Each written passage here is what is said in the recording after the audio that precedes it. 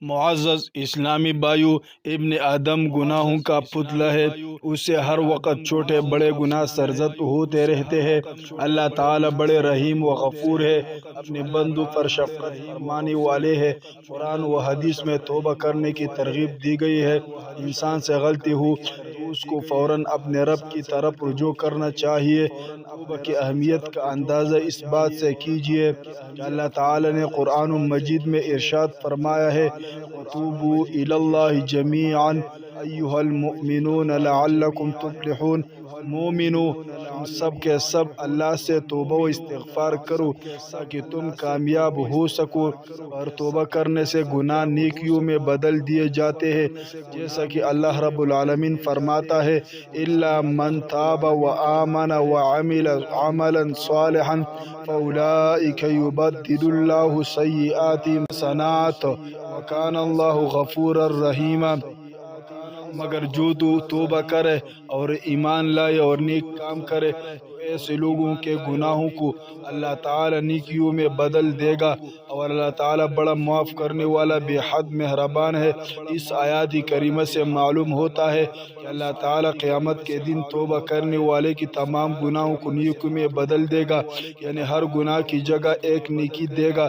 توبہ کا مطلب یہ نہیں کہ صرف زبان سے توبہ کے الفاظ ادا کر لو اور انہیں بار بار دہراتے رہو، بلکہ توبہ کا مطلب یہ ہے کہ گناہوں اور غلطیوں پر شرمندگی محسوس کرو، گناہوں کو بالکل چھوڑ دو، دوبارہ بھی چھوٹا یا بڑا گناہ نہ کرنے کا پختہ ارادہ کر لو، اور گناہ کو چھوڑ کر نیک اعمال کرنے لگو، یہاں تک کہ توبہ کے بعد آپ کی حالت پہلے سے بہتر ہو جائے، جیسا کہ اللہ رب العالمین کا حکم ہے، فَمَن تَابَ مِن بَعْدِ ظُلْمِهِ وَأَصْلَحَ فَإِنَّ اللَّهَ يَتُوبُ عَلَيْهِ إِنَّ اللَّهَ غَفُورٌ رَحِيمٌ۔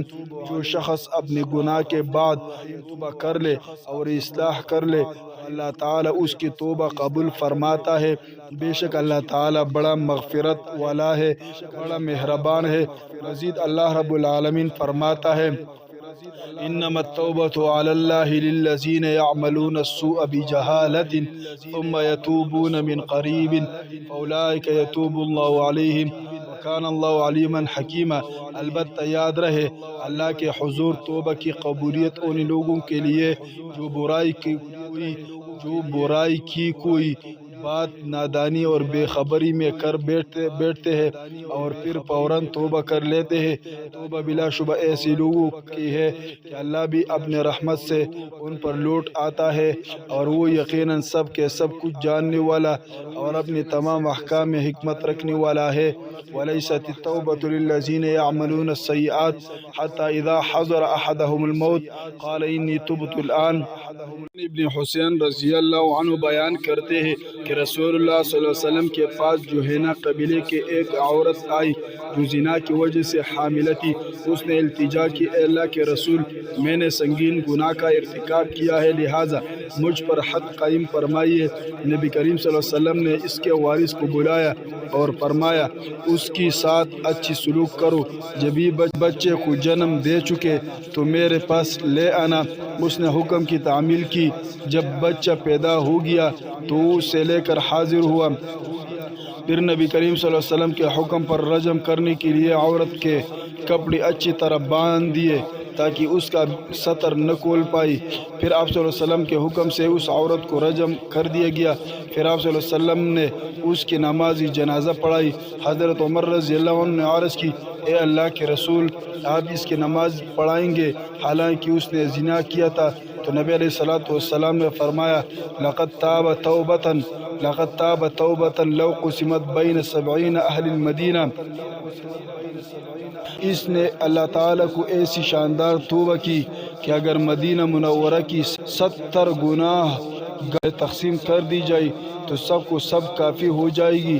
کیا تم نے اس سے افضل توبہ دیکھی ہے کہ اس نے اللہ کی خاطر اپنی جان تک قربان کر دی ہے؟ میرے بھائیو، اللہ رب العالمین اپنے بندے سے اس وقت انتہائی خوش ہوتا ہے جب وہ اپنی گناہوں کے اعتراف سے شرمندہ ہو کر خلوص دل سے معافی کا طلبگار ہوتا ہے۔ اس کی مثال نبی علیہ السلام نے ایک حدیث میں یوں بیان فرمائی ہے، ایک مسافر بحالتی سفر اپنے اونٹنی سے ایک چٹیل میدان سے گزرا اور آرام کرنے کے لیے ایک درخت کے سائے میں اتر پڑا اور اپنی اونٹنی کو باندھ دیا جس پر کھانے پینے کا سب سامان تھا۔ وہ سو گیا۔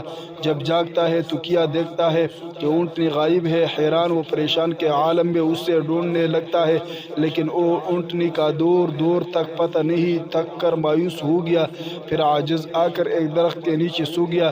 جب سو کر اٹھتا ہے تو کیا دیکھتا ہے کہ اونٹنی ساز و سامان کے ساتھ اس کے سامنے کھڑی ہے۔ ایسی موقع پر مسافر کو کتنی خوشی ہوگی، اور اسی خوشی و مسرت کے عالم میں بے ساختہ اس کی زبان سے نکل جاتا ہے کہ اللہ تو میرا بندہ ہے اور میں تیرا رب ہوں۔ خوشی کے مارو وہ ایسا کم ہو جاتا ہے کہ وہ جملہ الٹا ہی اس کے منہ سے نکل جاتا ہے۔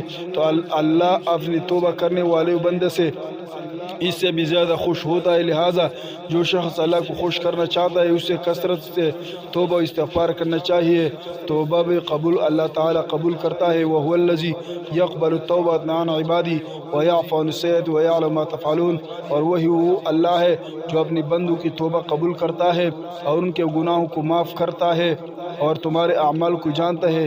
محترم بھائیو، اگر آپ بعض گناہ اور غلطیوں میں مبتلا ہے تو توبہ کی فکر کیجئے اور توبہ کی طرف اپنی نئی زندگی شروع کر لیجئے، اور اپنی توبہ کی قبولیت سے نا امید نہ ہو، کیونکہ اللہ تعالیٰ بہت کریم ذات ہے کہ وہ کسی سائل کی دعا کو رد نہیں کرتا۔